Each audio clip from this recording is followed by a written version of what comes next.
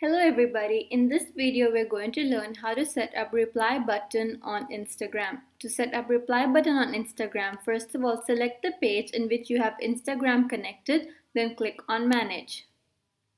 After that, in the auto reply section, go to inbox setup.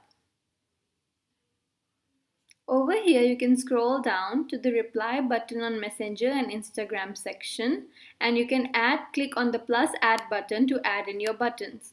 For example, I'll add in the button that says delivery and then add in a response message.